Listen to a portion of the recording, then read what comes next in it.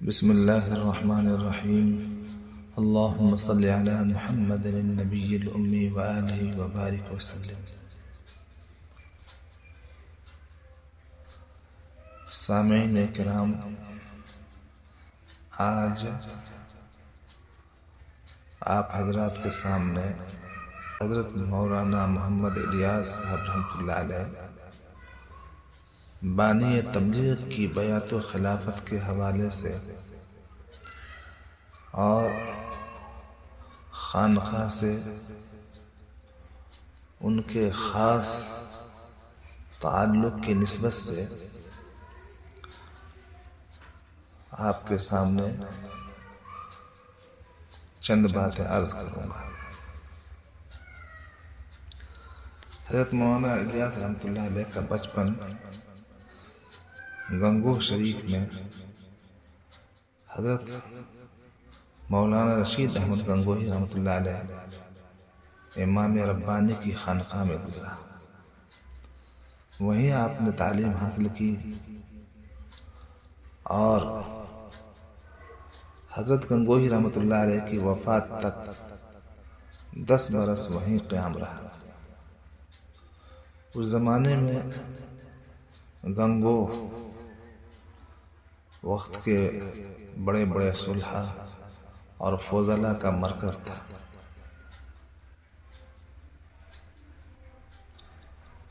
ان کی اور خود حضرت گنگوہی رحمۃ اللہ علیہ کی صحبت و مجالس کی دولت حضرت مولانا الیاس رحمۃ اللہ علیہ کو الحمدللہ شب و روز حاصل تھی۔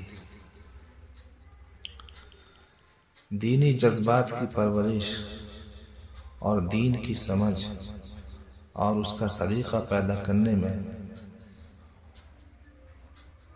ان کیمیا اثر صحبتوں اور مجلسوں کو جو دخل ہے وہ اہل نظر سے پوشیدہ نہیں۔ حضرت کی دینی اور روحانی زندگی میں اس ابتدائی ماحول کا فیض برابر شامل رہا۔ حضرت اپنے بچپن میں اہل اللہ کی صحبت میں زیادہ سے زیادہ وقت گزارتے تھے۔ حضرت مولانا محمد یحییٰ صاحب رحمۃ اللہ علیہ جو حضرت کے بھائی، استاد اور مربی تھے، اس بات کا خاص اہتمام رکھتے تھے کہ ہونہار بھائی ان صحبتوں اور مجلسوں کے فیوض سے پورے طور پر مستفید ہو۔ حضرت فرمایا کرتے تھے کہ جب حضرت گنگوہی رحمۃ اللہ علیہ کے خاص فیض یافتہ اور تربیت یافتہ احباب آتے تو بعض اوقات بھائی میرا درس بند کر دیتے اور کہتے کہ اب تمہارا درس یہ ہے کہ تم ان حضرات کی صحبت میں بیٹھو اور ان کی باتیں سنو۔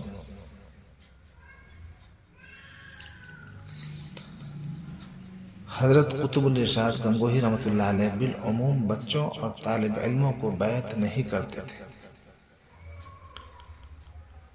مگر مولانا محمد الیاس صاحب رحمۃ اللہ علیہ کے غیر معمولی حالات کی بنا پر ان کی خواہش اور درخواست پر ان کو بیعت کر لیا۔ حضرت مولانا الیاس رحمۃ اللہ علیہ کی فطرت میں اللہ نے شروع سے اپنی محبت کی چنگاری رکھی تھی۔ آپ کو حضرت گنگوہی سے ایسا قلبی تعلق پیدا ہو گیا تھا کہ آپ کے بغیر تسکین نہ ہوتی تھی۔ فرماتے تھے کبھی کبھی رات کو اٹھ کر صرف چہرہ دیکھنے کے لیے جاتا، زیارت کر کے پھر آ کر سو جاتا۔ حضرت کو بھی آپ کے حال پر ایسی ہی شفقت تھی۔ فرماتے تھے کہ ایک مرتبہ میں نے بھائی سے کہا کہ حضرت اجازت دے دیں تو میں حضرت کے قریب بیٹھ کر مطالعہ کیا کروں۔ حضرت مولانا یحییٰ صاحب رحمۃ اللہ علیہ نے حضرت اقدس گنگوہی سے ذکر کیا تو فرمایا مذائقہ نہیں، الیاس کی وجہ سے میری خلوت میں فرق اور طبیعت میں انتشار پیدا نہ ہوگا۔ حضرت مولانا رشید احمد گنگوہی رحمۃ اللہ علیہ کی وفات 1905 میں ہوئی۔ آپ کے وصال کے بعد حضرت مولانا الیاس رحمۃ اللہ علیہ مولانا خلیل احمد صاحب محدث سہارنپوری رحمۃ اللہ علیہ سے رجوع کر کے ان کی نگرانی اور رہنمائی میں منازل سلوک طے کرنے لگے۔ جب میں مقام ولایت کو پہنچے تو اللہ تعالیٰ نے آپ کو ان کا خلیفہ بنا دیا اور آپ ان کے خلیفہ ہوئے۔ گنگوہ کے قیام میں خانقاہ کی مسجد کے قریب ایک تنگ گلی میں جہاں لوگوں کی آمد و رفت نہ تھی، گھنٹوں آنکھیں بند کیے حضرت مولانا الیاس رحمۃ اللہ علیہ مراقب رہتے تھے۔ جب حضرت شیخ الحدیث ان سے بوسطہ پڑھا کرتے تھے تو وہ جا کر کتاب سنانا شروع کر دیتے۔ جب کہیں غلطی آ جاتی تو حضرت مولانا الیاس رحمۃ اللہ علیہ بغیر کچھ بولے انگلی سے کتاب بند کر دیتے، یعنی چلے جاؤ اور یاد کر کے آؤ۔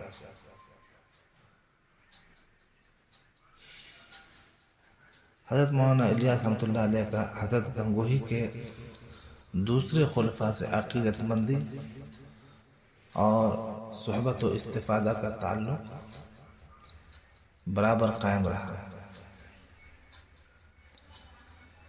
شاہ عبد الرحیم صاحب رائے پوری رحمۃ اللہ علیہ، مولانا محمود حسن صاحب دیوبندی اور حکیم الامت مولانا اشرف علی صاحب تھانوی رحمۃ اللہ علیہ سے حضرت مولانا الیاس رحمۃ اللہ علیہ ایسا تعلق رکھتے تھے، آپ کو ان حضرات سے ایسا تعلق تھا کہ فرماتے تھے کہ یہ حضرات میرے جسم و جان میں بسے ہوئے تھے۔ جی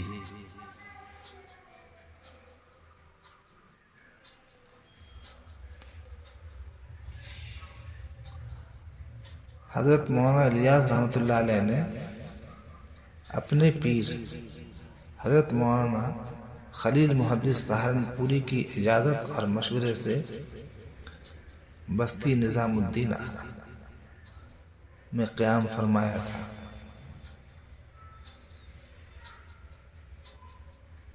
بستی حضرت نظام الدین میں حضرت کے بڑے بھائی حضرت مولانا محمد صاحب کا قیام تھا۔ ان کی وفات کے بعد خاندان کے محبین و معتقدین نے حضرت سے اصرار کیا کہ اب نظام الدین میں قیام فرما لیں، مگر حضرت نے اپنی آمد کو حضرت سہارنپوری رحمۃ اللہ علیہ کی اجازت پر معلق کیا۔ چنانچہ حضرت سہارنپوری رحمۃ اللہ علیہ کی اجازت و مشورہ کے مطابق نظام الدین میں قیام فرمایا۔ معلوم یہ ہوا کہ حضرت خود سے تشریف نہیں لائے تھے نظام الدین، بلکہ اپنے پیر و مرشد کی اجازت سے سہارنپور سے نظام الدین تشریف لائے تھے۔ یہ زمانہ حضرت کے بڑے مجاہدے اور ریاضت کا تھا۔ ہمایوں کے مقبرے کے شمال میں عبد الرحیم خان کے مقبرے اور حضرت مرزا مظہر جان جانا رحمۃ اللہ علیہ کے شیخ سید نور محمد بدایونی کے مزار کے قریب پہروں خلوت میں رہتے اور ذکر و مجاہدہ وہاں کرتے۔ دوپہر کا کھانا وہیں چلا جاتا اور رات کا مکان پہ آ کر کھاتے۔ نماز سب وقتوں کی جماعت کے ساتھ پڑھتے، جس کی صورت یہ ہوتی کہ چند طلبہ نماز کے اوقات میں ایک ایک لوٹا پانی کا لے کر وہاں پہنچ جاتے۔ حضرت وضو وغیرہ کر کے بعد جماعت نماز پڑھتے، طلبہ واپس آ جاتے اور حضرت وہیں بیٹھے رہتے۔ یہ تو ابتدائی دور تھا، لیکن تبلیغی کام شروع ہونے کے بعد ذکر کے اہتمام میں ذرا فرق نہیں آیا۔ صوفی محمد اقبال رحمۃ اللہ علیہ فرماتے ہیں، میں نے حضرت شیخ الحدیث رحمۃ اللہ علیہ سے بارہا سنا کہ میرے چچا جان مولانا الیاس صاحب نور اللہ مرقدہ اپنی شدت علالت سے پہلے تک 12 تسبیح بسلسلہ چشتیہ ذکر بالجہر کا بڑا اہتمام فرمایا کرتے تھے۔ ماہ رمضان مبارک میں عصر کے بعد ذکر کیا کرتے تھے۔ اس وقت پاس بیٹھنے والوں کو ذکر اللہ کی لذت محسوس ہونے لگتی۔ سامعین اکرام، یہ 12 تسبیح 200 بار لا الہ الا اللہ، 400 بار الا اللہ، 600 بار اللہ اللہ اور 100 بار اللہ اللہ اسم ذات۔ یہ 12 تسبیح حضرت حکیم الامت مولانا اشرف علی تھانوی رحمۃ اللہ علیہ کی خانقاہ اور آپ کے سلسلے میں ہمیشہ پڑھی جاتی تھی اور آج بھی اس پر عمل جاری ہے۔ معلوم ہوا کہ حضرت مولانا الیاس رحمۃ اللہ علیہ حضرت تھانوی کے صحبت یافتہ اور ان کے اصلاح یافتہ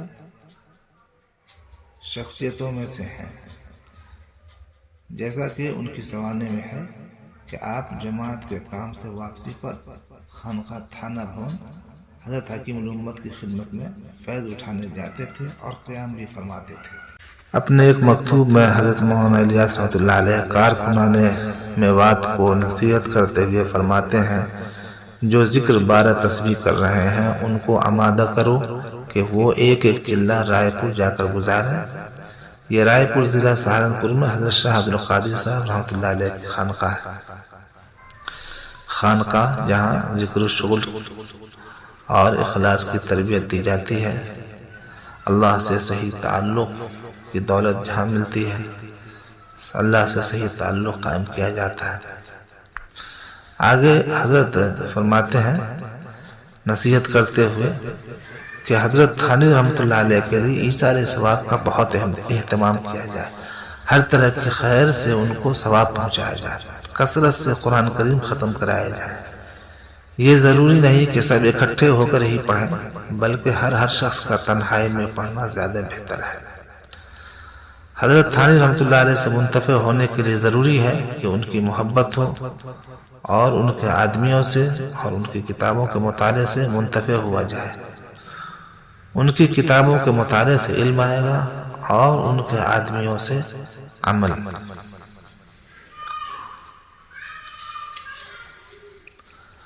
حضرت مولانا محمد الیاس رحمۃ اللہ علیہ کے اس مکتوب سے پتہ چلتا ہے کہ آپ کو تبلیغ کے ساتھ ذکر اور خانقاہ کی آبادی کی کس طرح فکر دامن گیر رہتی تھی۔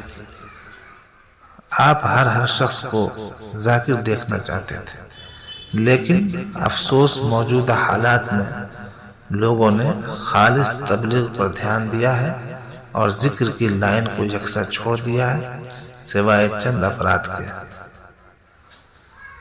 اگر آج کی موجودہ صورتحال کو حضرت مولانا الیاس رحمۃ اللہ علیہ دیکھتے تو کس قدر ملال ہوتا۔ حضرت مولانا الیاس رحمۃ اللہ علیہ ایک بار فجر کی نماز کے بعد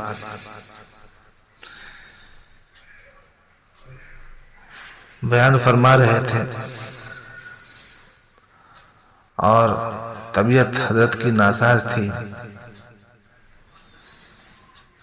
آپ فرما رہے تھے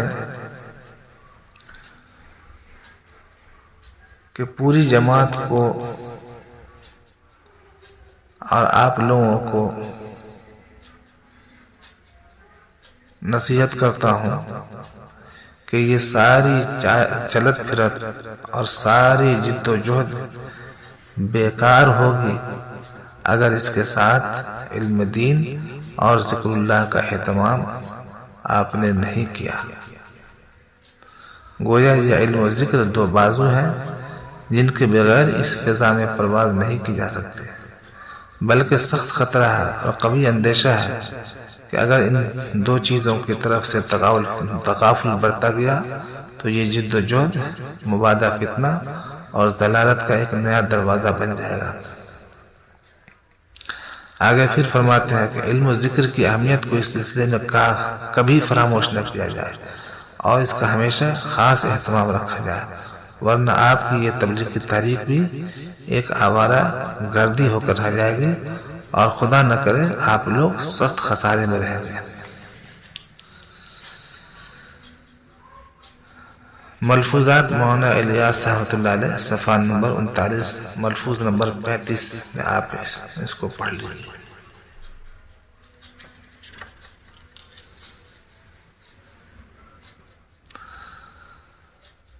ذکر اللہ کے اہتمام کے بغیر نکلنا کچھ بھی نہیں، اور ذکر اپنے بڑوں کی زیر ہدایت و نگرانی ہو، ورنہ شیطان کے جال میں پھنس جانے کا بڑا اندیشہ ہے۔ حضرت مولانا الیاس رحمۃ اللہ علیہ نے فرمایا، ہماری اس دینی دعوت میں کام کرنے والے سب لوگوں کو یہ بات اچھی طرح سمجھا دینی چاہیے کہ تبلیغی جماعتوں کے نکلنے کا مقصد صرف دوسروں کو فائدہ پہنچانا اور بتانا ہی نہیں، بلکہ اس ذریعے سے اپنی اصلاح اور اپنی تعلیم و تربیت بھی مقصود ہے۔ لہذا نکلنے کے زمانے میں علم و ذکر میں مشغولیت کا بہت زیادہ اہتمام کیا جائے۔ علم دین اور ذکر اللہ کے اہتمام کے بغیر نکلنا کچھ بھی نہیں۔ پھر یہ بھی ضروری ہے کہ علم و ذکر میں مشغولیت اس راہ کے اپنے بڑوں سے وابستگی رکھتے ہوئے اور ان کی زیر ہدایت نگرانی ہو۔ انبیاء علیہ السلام کا علم و ذکر اللہ تعالیٰ کی زیر ہدایت تھا، اور صحابہ اکرام حضور پاک صلی اللہ علیہ وسلم سے علم و ذکر سیکھتے تھے، اور حضور صلی اللہ علیہ وسلم ان کی پوری نگرانی فرماتے تھے۔ اسی طرح ہر زمانے کے لوگوں نے اپنے بڑوں سے علم و ذکر حاصل کیا اور ان کی نگرانی اور رہنمائی میں تکمیل کی۔ ایسے ہی آج بھی ہم اپنے بڑوں کی نگرانی کے محتاج ہیں، ورنہ شیطان کے جال میں پھنس جانے کا بڑا اندیشہ ہے۔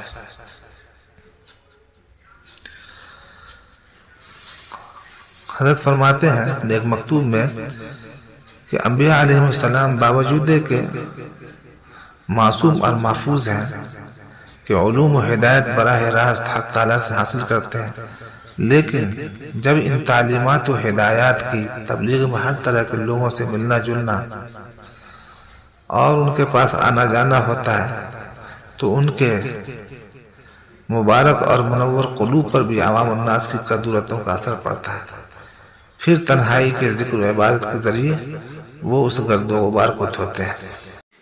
ملفوظات مولانا الیاس صاحب رحمۃ اللہ علیہ، صفحہ نمبر 75، ملفوظ نمبر 85 پر ایک جگہ مذکور ہے، وَاذْكُرِ اسْمَ رَبِّكَ وَتَبَتَّلْ إِلَيْهِ تَبْتِيلًا کے تحت حضرت تحریر فرماتے ہیں، اور اپنے رب کے نام کی یاد کرو اور یکسوئی سے ہماتن اس کی طرف متوجہ ہو۔ تو اس سے بھی اسی مضمون کی مزید تائید ہوتی ہے کہ تبلیغی دوڑ دھوپ کرنے والوں کو ذکر و فکر اور یکسوئی کے ساتھ اللہ کی عبادت کی خصوصیت سے ضرورت ہوتی ہے۔ بس ہم کو بھی اس کے مطابق عمل کرنا چاہیے، بلکہ ہم اس کے بہت زیادہ محتاج ہیں، کیونکہ اولاً ہم خود کچے اور ظلمتوں سے بھرے ہوئے ہیں، پھر اپنے جن بڑوں سے ہم دینی فیوز اور ہدایات حاصل کرتے ہیں وہ بھی ہماری طرح غیر معصوم ہیں، اور جن میں تبلیغ کے لیے جاتے ہیں وہ بھی عام انسان ہی ہیں۔ غرض ہم میں خود بھی قدورتیں ہیں اور ہمارے دونوں جانب بھی بشری قدورتیں ہیں، جن کا ہم پر اثر پڑنا لازمی اور فطری ہے۔ اسی لیے ہم اس کے بہت ہی زیادہ محتاج ہیں کہ رات کی اندھیریوں اور تنہائیوں میں اللہ کے ذکر اور عبادت کا اہتمام کریں۔ قلب پر پڑے ہوئے برے اثرات کا یہ خاص علاج ہے۔ پھر فرماتے ہیں کہ مجھے جب بھی میوات جانا ہوتا ہے تو ہمیشہ اہل خیر اور ذکر کے مجمع کے ساتھ جاتا ہوں، پھر بھی عمومی اختلاط سے قلب کی حالت اس قدر متغیر ہو جاتی ہے کہ جب تک اعتکاف کے ذریعے اس کو غسل نہ دوں، یا چند روز کے لیے سہارنپور جہاں عربی مدرسہ اور اہل ذکر مشائخ کا ماحول ہے، یا رائے پور جہاں ذکر و شغل کی خانقاہ ہے، کہ خاص مجمع اور خاص ماحول میں جا کر نہ رہوں، قلب اپنی حالت پر نہیں آتا۔ دوسروں سے کبھی کبھی فرمایا کرتے تھے کہ دین کے کام کرنے والوں کو چاہیے کہ گشت اور چلت پھرت کے طبعی اثرات کو خلوت کے ذکر و فکر کے ذریعے دھویا کریں۔ اسی ملفوظ کا حوالہ دیتے ہوئے حضرت شیخ نے ایک گرامی نامہ لکھوایا کہ جب مشائخ کا یہ حال تھا تو میرا تمہارا کیا حال ہوگا۔ اللہ تبارک و تعالی ہم سبوں کو اہل اللہ کی صحبت نصیب فرمائے اور خانقاہ کے مشائخ سے سچی محبت اور صحیح وابستگی عطا فرمائے اور ان کے فیوض سے فائدہ اٹھانے کی توفیق عطا فرمائے۔ آمین یا رب العالمین۔ صلی اللہ وسلم علی سیدنا محمد وعلی آلہ وصحبہ برحمتک یا ارحم الراحمین والحمد للہ۔